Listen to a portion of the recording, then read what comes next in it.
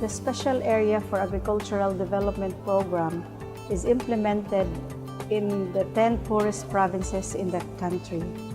For Region 10, the program is implemented for this year 2017 in Lanao del Sur. Secretary of the Department of Agriculture and Fisheries Emmanuel F. Piñol instructed the region to take the lead in the implementation of the program in the province, considering its proximity and accessibility to the region, and with the hope and commitment to uplift the lives of the farmers and fisher folks in the province, thereby addressing the poverty problem in general.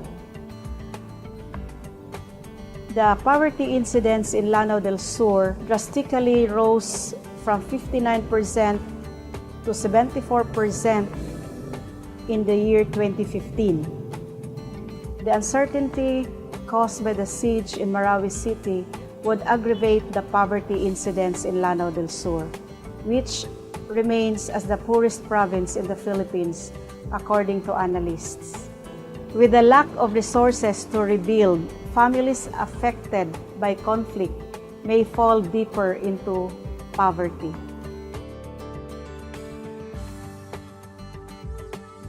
Lanao del Sur is one of the poorest provinces in the country, and among the 40 municipalities in Lanao del Sur, Bacolod, Calawi registered the country's highest poverty incidence with 84.8%. This means that for every 100 people in the locality, 85 are poor. Bacolod, Calawi, formerly Bacolod Grande, is a third-class municipality in the province of Lanao del Sur, Philippines. According to the census in 2015, the population is about 20,841 people, and these are the people living in poverty.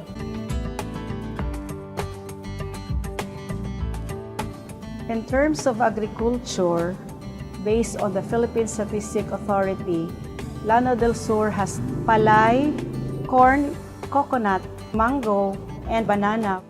For livestock, we have carabao, cattle, goat, duck, and chicken for the year 2016. The local government unit responded positively for the implementation of the program, wherein the municipal mayor signified their interest and full support to implement and coordinate the program to be successful in their municipalities. With our consultation with the project beneficiaries in these 16 municipalities, we observed that farmers are willing to implement the program, and they are happy that they were selected as the target beneficiaries, and they committed to implement the project to make it successful.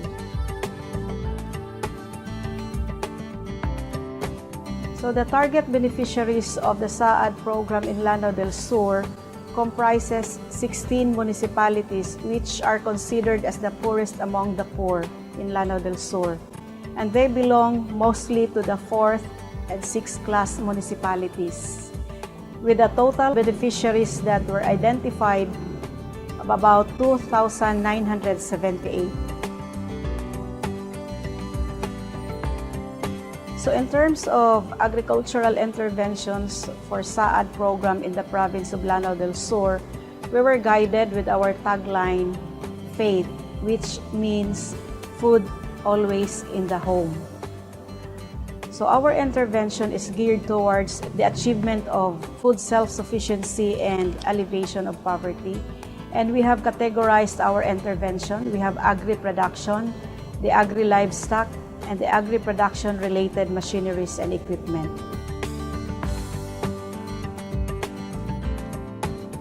Region 10 started implementing the project as early as February 2017. During the initial stage of the project implementation, we conducted trainings for our area coordinators and provincial coordinator for participatory rural appraisal. Right after the training of our staff, launching of the 2017 SAAD program was conducted in MSU Marawi City in Lanao del Sur last February 2017. After the launching of the program, actual field immersion was conducted by our area coordinators and provincial coordinator in the 16 municipalities identified. A series of farmers' assemblies and consultations were conducted. After the consultations and assessments, the ACs crafted the community development plan of these 16 municipalities. From the community development plan, individual projects or programs of the respective municipalities were crafted based on the prioritization of the beneficiaries.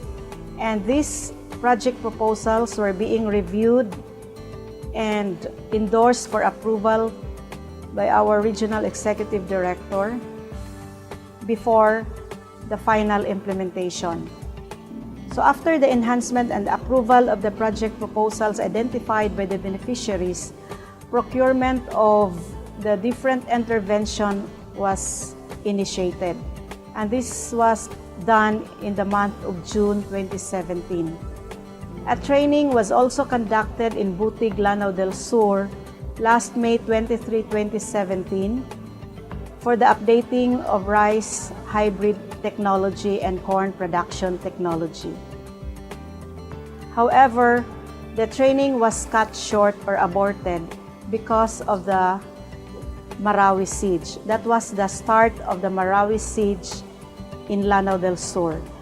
And for our delivery of interventions, as of this time, we are still pending the delivery of the agri-assistance in Lanao del Sur because of the peace and order situation. So our next step or the activities to be undertaken in Lanao del Sur in relation to the implementation of SAAD program are the following. Number one is the implementation of our Food Always in the Home technology, which is a backyard fight against hunger. Second, increase alternative livelihood, including small livestock production. Third, encourage Lanao del Sur's Department of Agriculture to work on expanding the province agriculture coverage and on making the province rice sufficient by 2019 through the adoption of hybridization and updating on rice technology.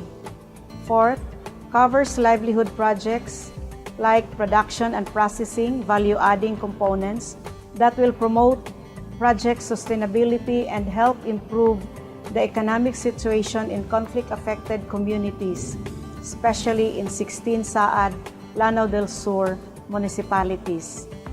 Number 5, encourage investments in agriculture that promote area-based development. Number 6 is prioritize investments that can increase and sustain productivity.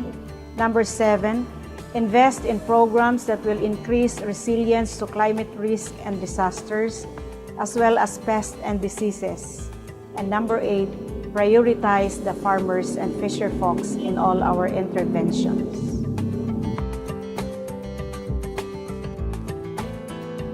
So our goal for the year 2017 is to facilitate the delivery of the identified interventions in Lanao del Sur and start project implementation of the delivered interventions in the province.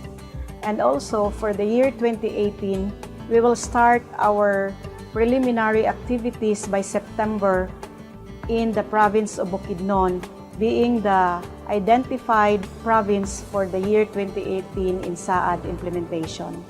The goal of the SAAD program by end of the year 2022 is to reduce the poverty incidence in Lanao del Sur and to provide sustainable livelihood program for the farmers and fisher folks in the province in order to make them self-sufficient for food and to have additional income as a means of livelihood.